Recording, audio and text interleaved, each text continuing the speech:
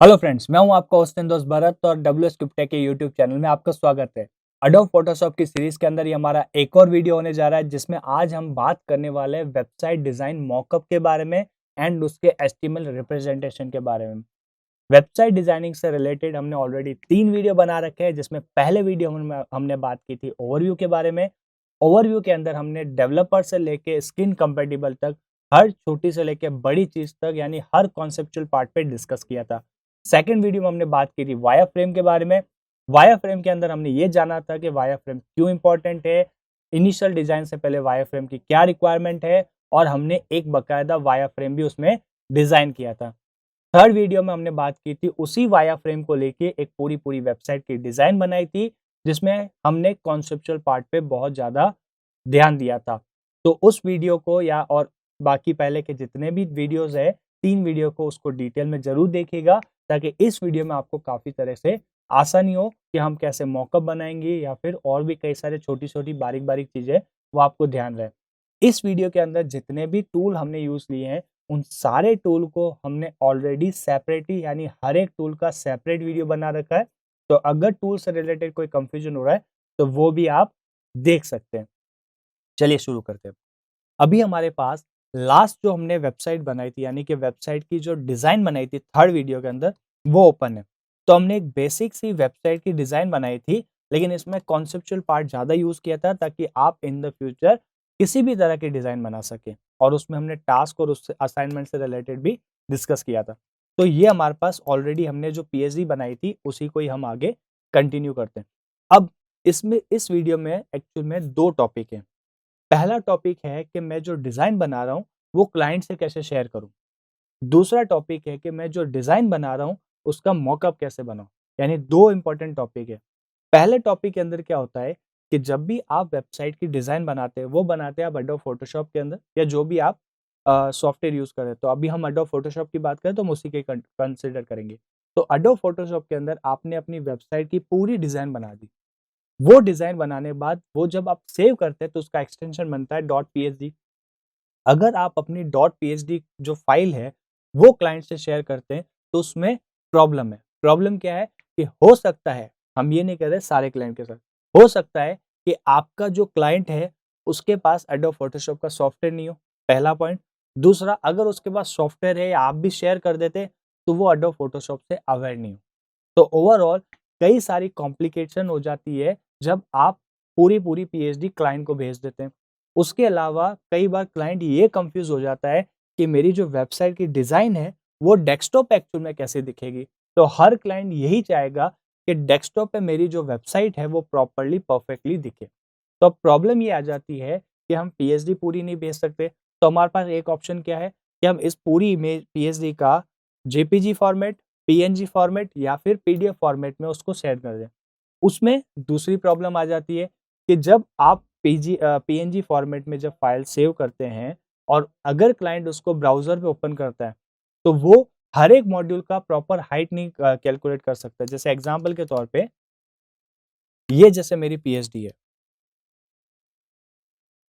ये मेरी पीएचडी है।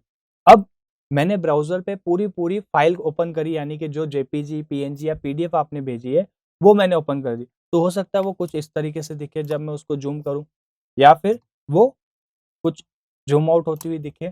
तो मैं एक्चुअल ये नहीं सोच पा रहा हूँ कि जो मेरी वेबसाइट के अंदर लोगो है या जो टेक्स्ट है या जो ये स्लाइडर की हाइट है या अबाउट अस का पूरा सेक्शन है, ये एक्चुअल में कितनी स्क्रीन कवर करेगा। तो अब जब मैं ये नहीं जज कर पा रहा कि ये कितनी स्क्रीन कवर करेगा, तो मैं डिज़ाइन को कैसे जज कर पाऊँगा?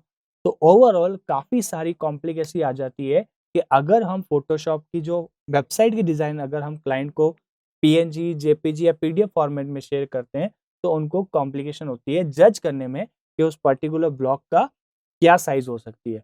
हालाँकि depend up to the client, अगर वो किस अकॉर्डिंग कंफर्टेबल है, वो अपने अकॉर्डिंग फॉर्मेट में मंगवा भी सकता है या आप अपने अकॉर्डिंग शेयर भी कर सकते हैं। बट हम इस वीडियो में हर तरह के क्लाइंट को कंसीडर कर रहे हैं और साथ में इसकी इंपॉर्टेंस भी समझा रहे हैं।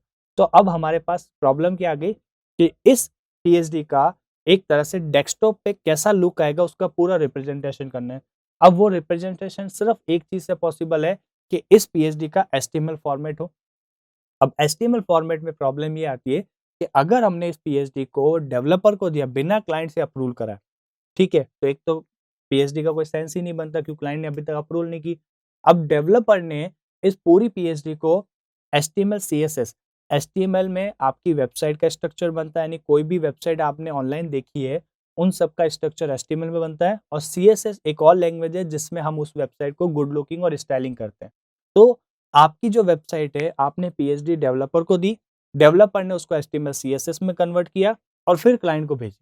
अब क्लाइंट को रिप्रेजेंटेशन तो समझ में आ गया, लेकिन प्रॉब्लम क्या आ गई, अगर क्लाइंट मॉडिफिकेशन चाहता है, अगर क्लाइंट को कोई टॉपिक में इशू है, या क्लाइंट अपनी पोजीशन उस वेबसाइट में पर्टिकुलर मॉड्यूल की पोजीशन अप एंड डाउन कराना चाहता है, तो बात वही हो गई, फिर डेवलपर के पास जाओ, डेवलपर उसको सही करे, जिसमें लगता है टाइम, और पीएचडी टू एचटीएमएल कन्वर्ट में भी लगता है टाइम। तो ये जो टाइम बाउंडेशन है या टाइम गैप है, इसको हमें कम करना होता है, और ये कम करने की जिम्मेदारी एक्चुअल में होती है डिजाइनर। अब प्रॉब्लम ये है कि हम एचटीएमएल सीएसएस में भी कन्वर्ट नहीं कर सकते और पीएनजी या जेपीजी फॉर्मेट में भी नहीं दे सकते। तो हमारे पास क्या ऑप्शन है? हमारे पास एक ऑप्शन है, फोटोशॉप के अंदर एक फीचर आता है कि हम जेपीजी को एचटीएमएल में थोड़ा हद तक कन्वर्ट करके उसको ऐसा रिप्रेजेंटेशन कर सकते हैं कि कल को डेस्कटॉप में किसी भी ब्राउजर पे कैसा लुक आएगा वो पता चल जाए। अब वो कैसे करते हैं उसकी बात करते हैं। तो सबसे पहले मुझे इस पीएचडी को क्या करना पड़ेगा, एक्सपोर्ट करना पड़ेगा जेपीजी या पीएनजी फॉर्मेट में, क्लाइंट को नहीं भेजने के लिए, अपनी रिक्वायरमेंट के लिए, ठीक है। तो उसके लिए शॉर्टकट हमें पता है, कंट्रोल ऑल्ट शिफ्ट एस, ये शॉर्टकट है। अगर आप फाइल से जाना चाहते हैं और आपके पास एडोब फोटोशॉप सीसी वर्जन है, तो आप फाइल में जाके एक्सपोर्ट में जाके सेव फॉर वेब कर सकते हैं। यानी कि मेन्यू से अगर आप ऑप्शन चूज करेंगे तो फाइल मेन्यू में जाएंगे, एक्सपोर्ट में जाएंगे और सेव फॉर वेब करेंगे। लेकिन अगर आपका फोटोशॉप एडोब फोटोशॉप सीसी से पहले के वर्जन यानी CS6 है या कोई और है, तो आपके लिए शॉर्टकट सेव एज के जस्ट नीचे मिल जाएगा। उसके अलावा शॉर्टकट दोनों में सेम है, कंट्रोल ऑल्ट शिफ्ट और एस, ठीक है। तो वो आप अपने अकॉर्डिंग, अपनी रिक्वायरमेंट के अकॉर्डिंग ले सकते हैं। तो मैं यहाँ पे कंट्रोल ऑल्ट शिफ्ट और एस प्रेस करूंगा, यहाँ पे जेपीजी फॉर्मेट में ही लूंगा, पीएनजी भी ले सकते, कोई प्रॉब्लम नहीं है, आप अपने रिक्वायरमेंट के अकॉर्डिंग ले सकते, बट मैं प्रेफर जेपीजी करूंगा क्योंकि वो थोड़ा लोड टाइम कह दीजिए या फिर ऑनलाइन के केसेस में जेपीजी फॉर्मेट अच्छा माना जाता है, अनटिल अनलेस आपके बैकग्राउंड में ट्रांसपेरेंसी ना हो तो मैंने यहाँ पे जेपीजी किया हाई क्वालिटी के साथ, सेम साइज, यहाँ साइज में नहीं चेंज करूंगा, ये बहुत इंपॉर्टेंट रोल है, साइज में कोई चेंजेस नहीं करूंगा एंड सेव कर दूंगा। सेव कर दिया और आप अब अपने डेस्कटॉप पे जहां पे भी सेव करना चाहते हैं वो कर सकते हैं। मैं इसको नाम दे देता हूं बैकग्राउंड। अब जब मैं सेव कर रहा हूं उस केस में आपको एक चीज बहुत इंपॉर्टेंट ध्यान रखनी है, पहले केस में मैं सिर्फ अभी जेपीजी फॉर्मेट में एक्सपोर्ट कर रहा हूं, तो ये जो फॉर्मेट है ये इसलिए बता रहा हूं कि इस वीडियो में यहाँ पे भी हम दो जगह चेंजेस करेंगे तो कई बार कंफ्यूजन ना हो। तो फर्स्ट स्टेप में यानी कि मैं जो क्लाइंट को डेस्कटॉप रिप्रेजेंटेशन करने वाला हूं अपनी वेबसाइट की डिजाइन का जो मैंने बनाई है उसको पहले एक्सपोर्ट कर रहा हूँ एज अ इमेज में, कंप्लीट इमेज में, तो उसमें फॉर्मेट मेरा रहेगा इमेज ओनली।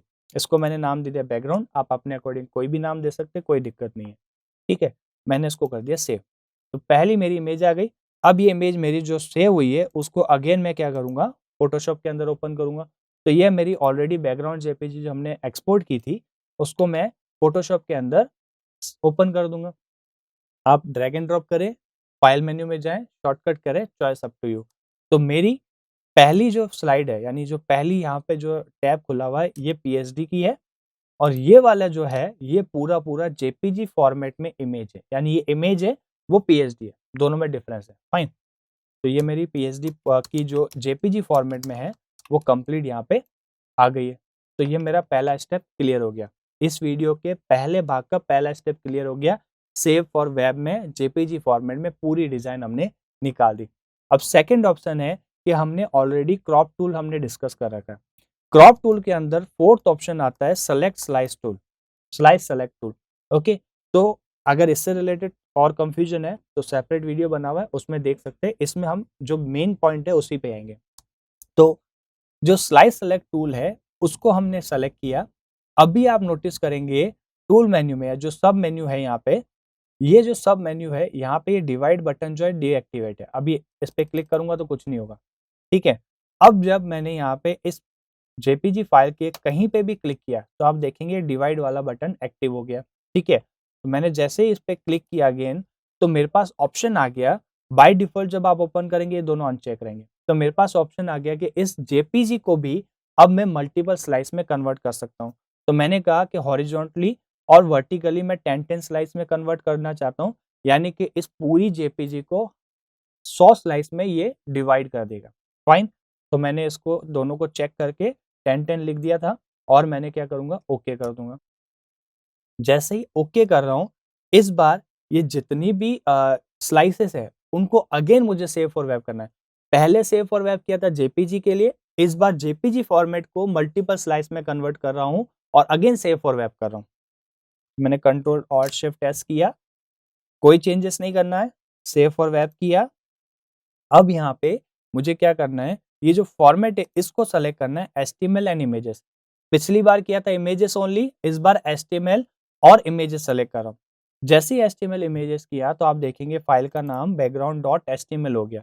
अब इसको मैं नाम कुछ भी दे सकता हूँ अपने according, website dot HTML, client की जैसे नाम, फाइल कंपनी का नाम है उसके अकॉर्डिंग, आपके ऊपर नाम, चॉइस अप टू यू। तो मैंने इसको image HTML and image format select करके फाइल का नाम दे दिया डॉट एचटीएमएल के साथ।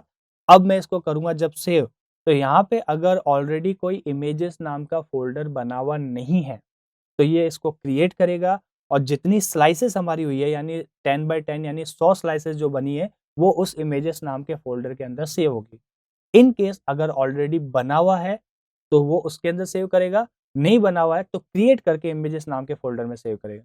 तो यहाँ पे नहीं बना हुआ तो ये बाकायदा इसको सेव कर देगा। तो ये मैंने सेव किया।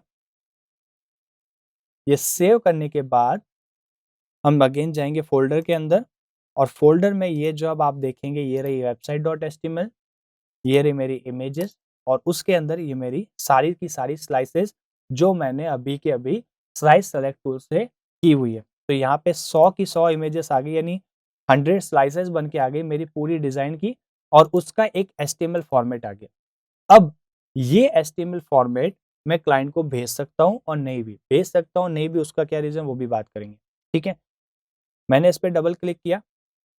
जब मैं इस पे डबल क्लिक कर रहा हूँ तो डिफ़ॉल्ट ब्राउज़र मेरा अभी क्रोम ही है। तो क्रोम में मेरी ये पूरी वेबसाइट की डिज़ाइन ओपन हो गई। अब थोड़ा-सा बारीक-सा डिफ़रेंस आप समझिएगा। जो भी डिफ़ॉल्ट ब्राउज़र होगा उसमें एक ओपन हो जाएगी। एक थी जेपीजी फॉर्मेट जो मैं क्लाइंट को नहीं भेजना प्रेफ़र कर रहा हूँ, लेकिन उसमें और इसमें डिफ़रेंस क्या है वो भी आपको हम बता देते हैं। अगर ये फ़ाइल मैं ब्राउज़र में ओपन करता हूँ, मोबाइल में तो ऑब्वियसली छोटी होगी, तो जो पोज़ीशन है या पर्टिकुलर सेक्शन है, जैसे एग्ज़ाम्पल के तौर पे लोगो की भी क्या हाइट रहेगी, क्या विड्थ रहेगी, उसको जज करना थोड़ा कॉम्प्लिकेट हो सकता है। ठीक है? तो वो अलग बात हो गई। अब बात करते हैं, इसकी बात करते हैं, जैसे कि ये मेरी इमेज फ़ाइल हो गई। अब अगर मैं ये क्लाइंट को भेजता, तो क्लाइंट इसको ज़ूम करके कैसे देख सकता है, ज़ूम आउट करके कैसे देख सकता है? यानी ये जो साइज़ है, मैं जज नहीं कर पा रहा हूँ कि ये जो लोगो है मेरा, वो लोगो का एक्चुअल साइज़ वेबसाइट जब बनेगी, डेवलप होगी तब क्या रहेगा? या इन टेक्स्ट की साइज़ क्या रहेगी? तो थोड़ा कॉम्प्लिकेटेड है। नो डाउट हमने ज़ूम करके देख लिया और यहाँ पे आपके पास रिप्रेजेंटेशन कुछ हद तक आ गया। लेकिन वो इसलिए आया क्योंकि इस डेस्कटॉप का जो रिज़ॉल्यूशन है वो 1366 है, यानी 1366 है और हमारी पीएचडी भी लगभग उसी रेंज की है। तो उस वजह से कुछ हद तक आपको रिप्रेजेंटेशन मिल गया। अगर वो साइज़ कम होती, यानी कि अगर ब्राउज़र की साइज़ कुछ इस तरीके से होती तो इमेज आपको कुछ ऐसी दिखती, कटी हुई। ठीक है? दूसरा, अगर आपकी जो वेबसाइट मतलब जो आपका जो कंप्यूटर है उसके स्क्रीन की रिज़ॉल्यूशन 1920 होती तो भी प्रॉब्लम होती। यानी ओवरऑल जेपीजी या पीएनजी फॉर्मेट प्रेफरेबल नहीं होता है किसी भी डिज़ाइन का रिप्रेजेंटेशन के लिए। उसके लिए आता है एचटीएमएल। अब ये जो एचटीएमएल आप देख रहे हैं पूरा एचटीएमएल है। अगर आप हर एक स्लाइस का देखेंगे तो ये सारी की सारी स्लाइसेस हैं। ये अगर आप क्लाइंट को भेजते हैं तो उसको अब जज करने में आसानी होगी कि आपकी जो वेबसाइट की डिज़ाइन है, यानी उसका जो लोगो है, उसका जो मेन्यू है, उसका हर एक ब्लॉक है, जैसे ही अबाउट अस है तो उसकी साइज़ क्या रहेगी, पोजीशन क्या रहेगी, प्रॉपर्ली उसका टेक्स्ट का जो साइज़ है, फ़ॉन्ट साइज़ है वो कितनी दिखेगी, लोगो की साइज़ है वो कितनी दिखेगी। तो अब विजुअलाइज़ेशन बहुत ही आसान हो गया कि मेरी वेबसाइट जब डेवलप होगी, यानी एज़ अ क्लाइंट मैं बात करूँ तो मुझे पता चल जाएगा कि मेरी वेबसाइट जब डेवलप होगी तब वो लुक कैसी लगेगी। यानी कि उसके लोगो की पोजीशन और लोगो की साइज़, मेन्यू की पोजीशन, मेन्यू की साइज़, बटन किस हद तक मेरे लिए सही लग रहे हैं, नहीं लग रहे हैं, ये सारा अब मैं प्रॉपर्ली विजुअलाइज कर पा रहा हूँ। तो ये एक और इम्पोर्टेंट टॉपिक हो जाता है जब भी आप वेबसाइट की डिजाइन बनाते हैं। अब ये इसका कुछ हद तक पार्ट हुआ है, इसका एक थोड़ा-सा हम टेक्निकल पार्ट भी और लेंगे। क्या होता है कि कई बार आप नोट करते हैं कि मान लीजिए आपकी स्क्रीन है वो 1920 है। तो अगर ये कि ये आपने क्लाइंट को एचटीएमएल भेज दी, तो आप नोट करेंगे अभी जैसे हमें व्हाइट स्पेस मिल रहा है, ऐसे क्लाइंट को भी व्हाइट स्पेस मिलेगा। और भी कई सारे रीज़न्स हो सकते हैं। तो उससे बचने के लिए हम क्या करते हैं, जैसा कि वेबसाइट का लुक है, हमारा जो कंटेनर साइज़ है वो 1200 पिक्सल है, तो वो 1200 पिक्सल में कंटेन आना चाहिए। पीछे बचे हुए जो हिस्सा है उसमें पूरा-पूरा बैकग्राउंड फिल होके आना चाहिए। तो उसके लिए हमें थोड़ा-सा टेक्निकल होना पड़ेगा, वो कैसे? हम जाएँगे वेबसाइट के अंदर, वेबसाइट में राइट क्लिक किया और ओपन विथ कोड किया। अब आप अपना कोई भी एडिटर यूज़ कर सकते हैं, आप नोटपैड प्लस प्लस करें, ड्रीमवीवर करें, कोई भी को ओपन करें, वो आपकी चॉइस है, सबलाइम करें, कोई भी एडिटर आप यूज़ कर सकते हैं। तो यहाँ पे हम जो वेबसाइट का जो एचटीएमएल पार्ट है, उसको एक एडिटर में ओपन कर देते हैं और ये मेरे पास पूरी-पूरी देखिए एचटीएमएल की कोडिंग आ गई, ठीक है? हमें सारा कुछ नहीं चेंज करना है, हमें सिंपल सा एक काम करना है, जो बैकग्राउंड वाली इमेज थी, वो कॉपी करके हम यहाँ पे सेव करेंगे यानी इमेजेस नाम के फ़ोल्डर में सेव करेंगे और सिंपल सा एक काम और करना है, ये जो बैकग्राउंड की इमेज है, अब इसको हमें यहाँ पे पहले हमने स्लाइस-व्लाइस सब डिस्कस कर लिया अच्छे से। डायरेक्टली अगर मैं इसको कंटेनर के साइज़ में निकाल के स्लाइस करके बताता तो थोड़ा आपके लिए कॉम्प्लिकेट होता। तो इसलिए हमने पहले लॉजिकल पॉइंट पे बात कर ली और अब हम थोड़ा-सा और टेक्निकल जो मतलब लॉजिकल कोडिंग वाइज़ पॉइंट है उस पे भी बात कर रहे हैं। तो अभी हम एक बार जो हमारी एचटीएमएल बनी थी उसको डिलीट कर रहे हैं। हमारी जो इमेजेस बनी थी उसको भी हम क्या कर रहे हैं? डिलीट कर रहे हैं। अब इस फाइल को अगेन हमने फ़ोटोशॉप में खोला। इस बार आप पहले की जो आपकी फाइल है, उसकी एक कॉपी बना के रखिएगा, ठीक है? ऐसा ना हो कि कम बाद में दिक्कत हो जाए, ठीक है? तो अब हम क्या करेंगे, जो हमारी फाइल थी, यानी बैकग्राउंड.जेपीजी उसको ओपन करेंगे और इस बार कैनवास साइज़ चेंज कर रहे हैं या फिर इमेज की साइज़ चेंज कर रहे हैं। कैनवास साइज़ नहीं करके इमेज साइज़ चेंज करेंगे तो एक टॉपिक आ गया कि इमेज साइज़ कैसे चेंज की जाती है। तो कंट्रोल ऑल्ट आई हमने प्रेस किया, ये इमेज को रिसाइज़ करने के काम आता है, ठीक है? और कैनवास साइज़ आता है कंट्रोल ऑल्ट सी प्रेस किया, ठीक है? तो अभी हम क्या कर रहे हैं कंट्रोल ऑल्ट सी प्रेस कर रहे हैं और यहाँ पे हम कैनवास साइज़ चेंज करेंगे। जो हमारा कंटेनर साइज़ थी वो कितनी थी? 1200 पिक्सल थी, तो हम यहाँ लिख देंगे 1200, सिंपल सा लॉजिक, ठीक है? तो आप देखेंगे कि बाकी का हिस्सा अपने आप चला गया। अब मुझे ये कंटेनर साइज़ से मतलब है, पूरी-पूरी पीएचडी से मतलब नहीं, वो हमने ऑलरेडी निकाल रखी है। अब स्लाइस एक्चुअल में करनी थी हमें इसकी। पहले इसलिए बताया क्योंकि आपको स्लाइस का एक पूरा टॉपिक समझ में आता है कि क्या-क्या चीज़ें हो रही है। अभी अलग से क्यों बताया क्योंकि एक्चुअल में जिनकी स्लाइस करनी है वो हमें लेनी है। तो पहले कैनवास साइज़ चेंज करके अभी हम उसकी स्लाइसेस करेंगे। तो सेम वही फॉर्मेट है, अलग से कुछ नहीं है। इसको सेव फॉर वेब किया और अगेन इसको एचटीएमएल और उसमें चेंज कर दिया और सेव कर दिया। फाइन। तो ये अभी जो एक्चुअल में क्लाइंट को भेजनी है वो ये वाली थी।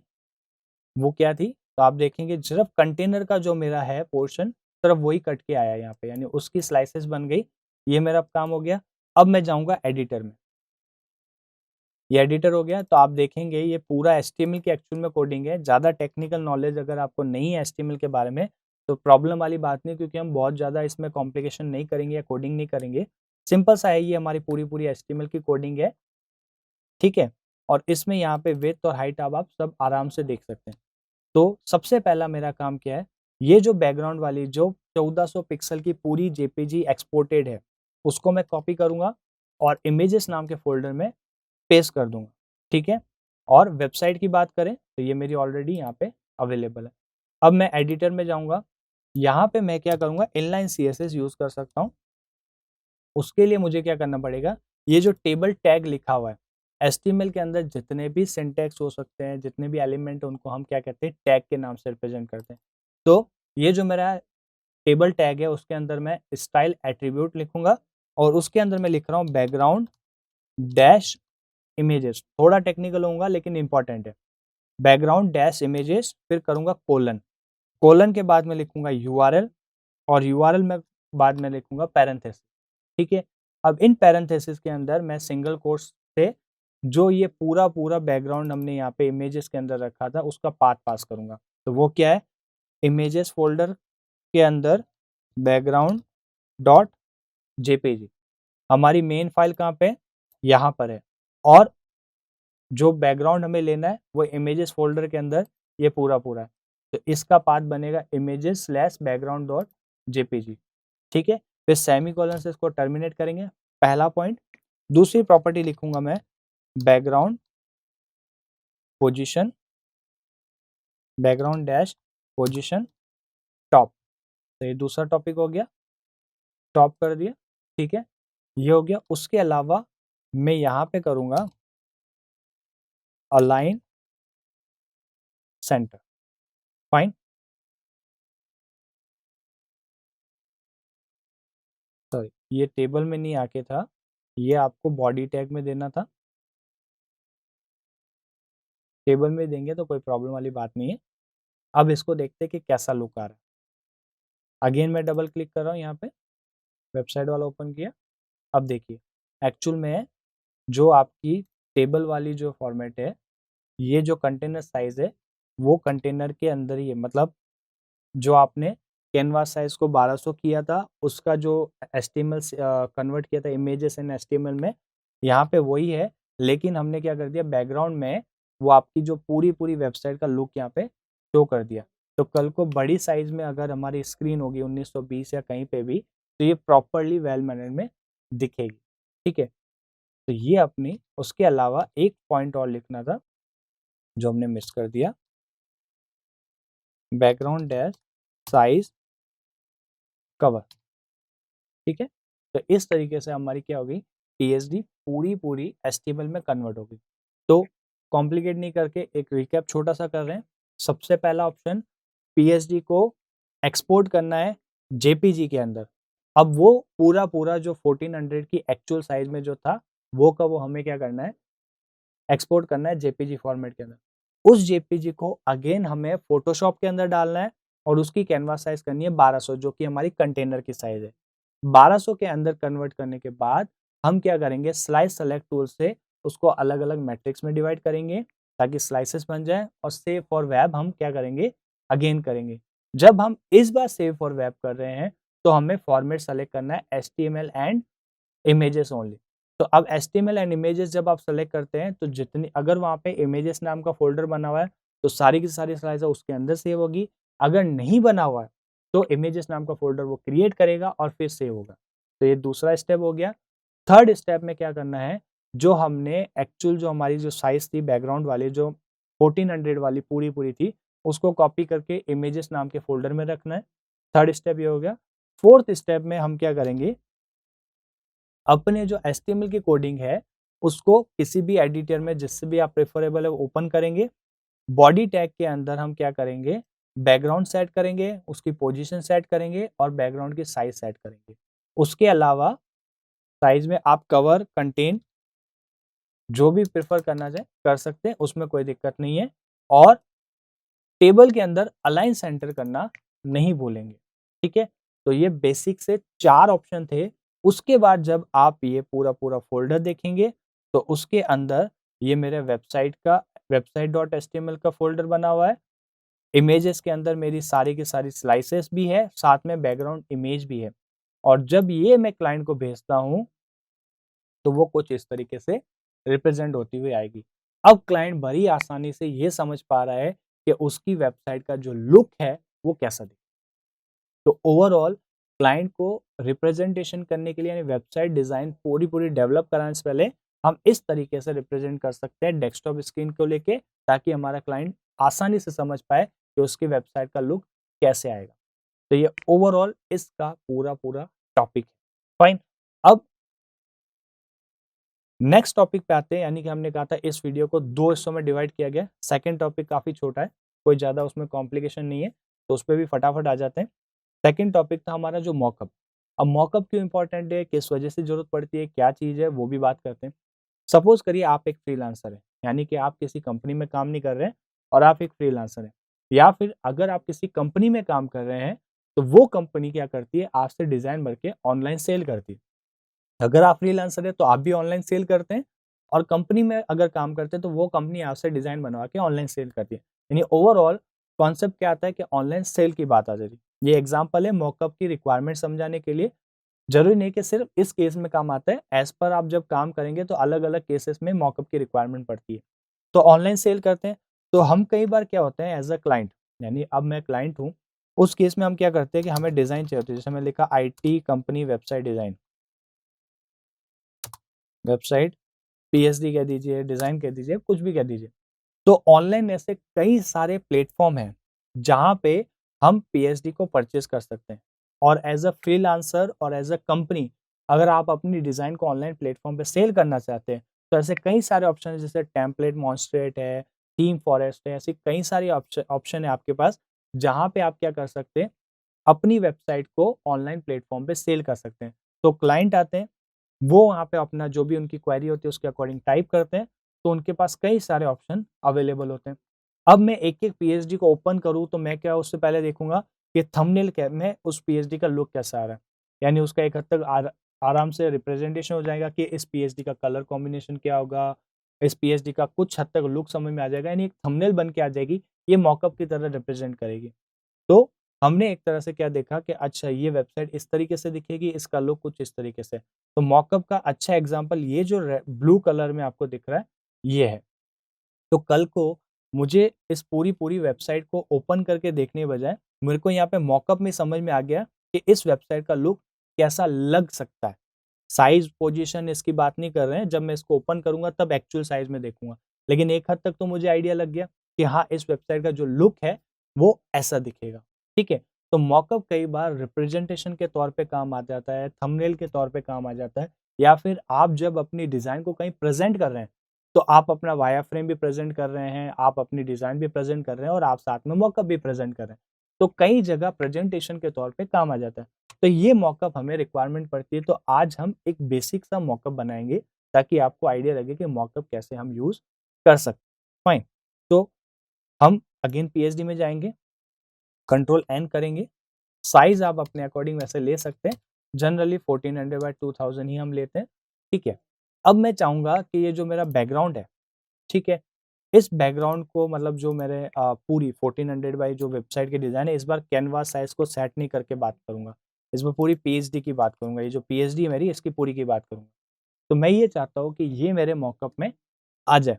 तो उसके लिए मुझे क्या करना पड़ेगा, सबसे पहले ये जो व्हाइट बैकग्राउंड है उसको थोड़ा चेंज करना पड़ेगा। उसके लिए मैं क्या करता हूँ, मैंने कोई भी डार्क थीम ले ली, या फिर हम एक तरह से WSCryptech की वेबसाइट ओपन कर लेते हैं और उसमें जो हमने डिज़ाइन के तौर पे बैकग्राउंड देखा था, उसी कोई कलर ले लेते हैं।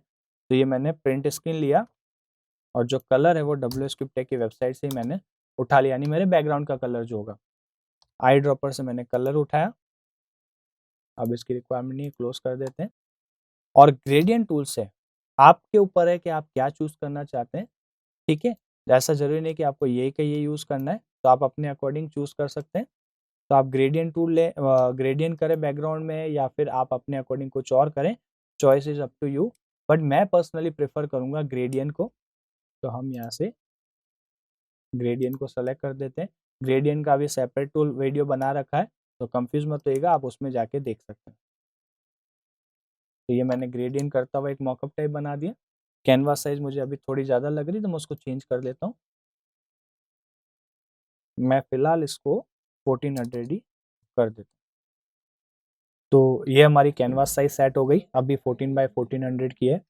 अब मैं क्या करूँगा, जो मेरी बैकग्राउंड इमेज है, जो पूरी साइज़ में थी, 1400 वाली और बाय जो 1700-1800 की जो इमेज थी, वो बात करूँगा। कंटेनर वाली की बात नहीं करूँगा। तो ये मैंने बैकग्राउंड जो जेपीजी फॉर्मेट है, वो अगेन उसको लिया और इस इमेज को मैं अपनी जो जो नया मैं मॉकअप बना रहा हूँ, उसके अंदर मैं लूँगा, ठीक है? अभी इसकी साइज़ ज़्यादा है, कोई दिक्कत वाली बात नहीं है। हम इसको रिसाइज़ करेंगे।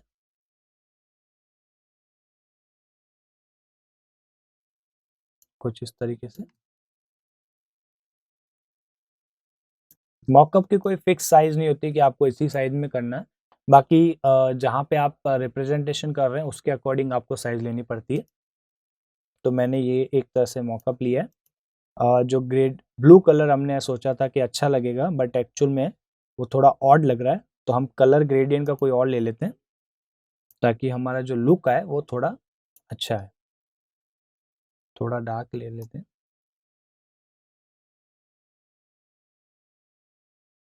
ठीक है।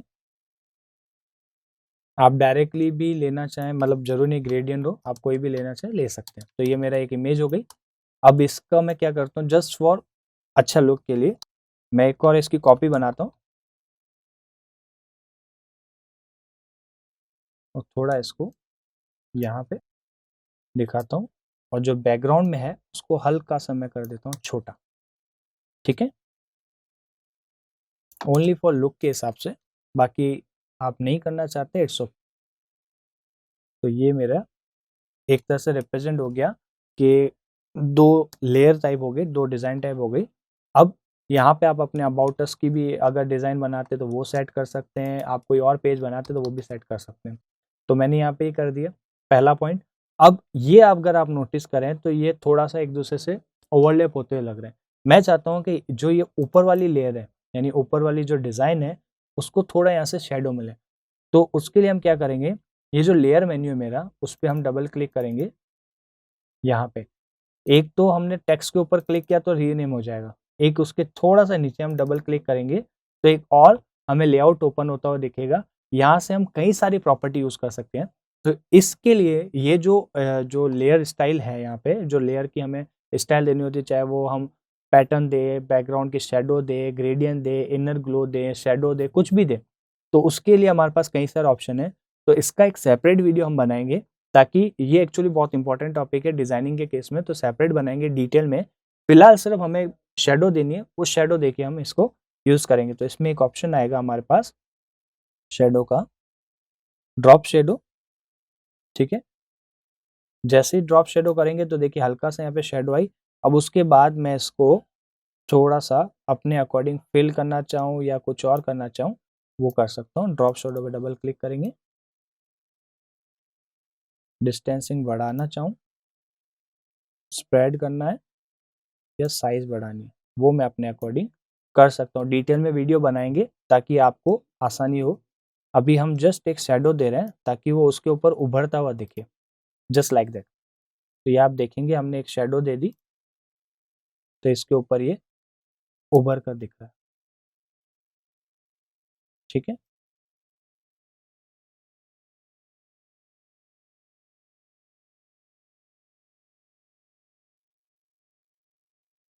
तो ये हमने शेडो दे दी अपने अकॉर्डिंग, सिंपल सी शेडो, ठीक है। फिलहाल नॉर्मल सा टॉपिक लेंगे, बाकी इसके लिए जब हम सेपरेट वीडियो बनाएंगे तब और डिटेल में हम इसकी बात करेंगे। तो ये हमने एक शेडो बना दी। अब यहाँ पे हम चाहेंगे कि कुछ एक लोगो आ जाए या फिर कुछ और आ जाए, तो हमने क्या किया, डब्ल्यू स्क्रिप्ट टेक का ही हम क्या करते हैं, लोगो ले लेते हैं,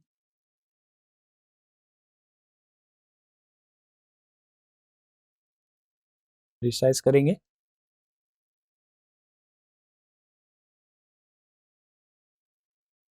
ये हमने यहाँ पे लोगो ले लिया। अब मैं चाहूंगा इन दोनों का एक ग्रुप बना के इनको आपस में कुछ इस तरीके से अलाइन करें, लाइक दिस, ठीक है। ऊपर की तरफ ले लेते हैं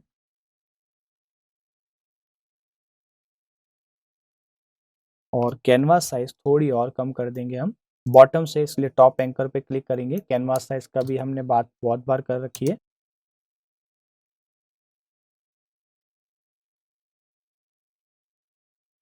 ये हमने इसकी कैनवास साइज सेट कर ली, I think 1100 enough, perfect. Background को ग्रेडियंट थोड़ा सही दे देते हैं, कलर आप अपने अकॉर्डिंग चूज कर सकते हैं। तो ये एक तरह से हमारा मॉकअप टाइप हो गया। अब क्रिएटिविटी, कलर कॉम्बिनेशन, अलग अलग तरीके से दिखाना, ये सब आपके ऊपर है, बट एक तरह से मॉकअप हो गया। अब इसको हम सेव फॉर वेब करेंगे, इसको सेव करेंगे एंड देन हम जहाँ पे भी हमें इसको सेव करना है वहाँ पे इमेज ओनली फॉर्मेट के साथ हम उसका नाम देके सेव कर सकते हैं, सिंपल। तो ओवरऑल अब मॉकअप बनाना कोई कॉम्प्लिकेट काम नहीं है। अब रिप्रेजेंटेशन आपके ऊपर है कि आप उसको किस तरह से रिप्रेजेंट करते हैं। आप 2 इमेजेस ले रहे हैं, 3 ले रहे हैं, बाकायदा बीच में एक सेंटर में होम पेज की और उसके चारों तरफ आप सारे जो अदर पेजेस है उसको थोड़ा-थोड़ा छोटे-छोटे साइज़ में आप दिखा रहे हैं। तो ये सारा मॉकअप बस एक तरह से रिप्रेजेंटेशन के तौर पे आएगा कि आपकी वेबसाइट का जो लुक है वो कैसा दिखेगा। तो ओवरऑल ये मॉकअप का बहुत इंपॉर्टेंट रोल आता है काफ़ी केसेस में जब प्रेज़ेंट करना होता है आपकी वेबसाइट को। अभी तक इस पूरी सीरीज़ के अंदर यानी वेबसाइट डिज़ाइनिंग एडोब फ़ोटोशॉप के अंदर जो वेबसाइट डिज़ाइनिंग का जो पूरा मॉड्यूल है यानी चारों वीडियो हैं, इन सब में हमने कॉन्सेप्चुअल पार्ट और अलाइनमेंट पे बहुत ज़्यादा फ़ोकस किया था। अभी तक हमने कलर कॉम्बिनेशन इस पे इतना फ़ोकस नहीं किया, क्यों? क्योंकि अभी हमें पहले कॉन्सेप्चुअल पार्ट हमारी तरफ से जब सब ओके हो जाता है, फिर हम ऐप में या फिर अदर में कलर कॉम्बिनेशन को लेके और डिटेल में बात कर सकते हैं। हालाँकि ऑलरेडी हमने पिछले वीडियोज़ में कई सारे जगह कलर कॉम्बिनेशन का ज़्यादा ध्यान दिया था। इस वेबसाइट डिज़ाइनिंग की सीरीज़ में कलर का ज़्यादा नहीं ध्यान देके कॉन्सेप्चुअल पार्ट को ज़्यादा दिया था। लेकिन काफ़ी हद तक हमने कलर्स को भी लिया है। तो ओवरऑल आई होप आपको सब क्लियर होगा वेबसाइट डिज़ाइनिंग से रिलेटेड। चारों वीडियो में भी अगर आपको कोई भी डाउट है, चाहे वो असाइनमेंट से रिलेटेड हो, कॉन्सेप्चुअल पार्ट से रिलेटेड हो, साइज़ से रिलेटेड हो, कुछ भी हो, तो अगर आपको कोई डाउट है तो आप कमेंट कर सकते हैं। अगर ये वाला वीडियो या अभी जितने भी वीडियो वो सब पसंद आए तो प्लीज़ वीडियो को लाइक करना, चैनल को सब्सक्राइब मत करना भूलना और बेल बटन दबाना तो बिल्कुल मत भूलना, क्योंकि आगे जो हम बात करेंगे एप्लीकेशन की डिज़ाइन्स की बात करेंगे और उनके भी हम अलग-अलग डिफरेंट वीडियोज़ बनाएँगे ताकि एप्लीकेशन की डिज़ाइन कैसे होती है वो भी आपको पता चले। तो ओवरऑल वेबसाइट डिज़ाइनिंग के 4 वीडियो हैं, उन चारों को डिटेल में देखना मत भूलिएगा। Thank you so much, keep enjoying.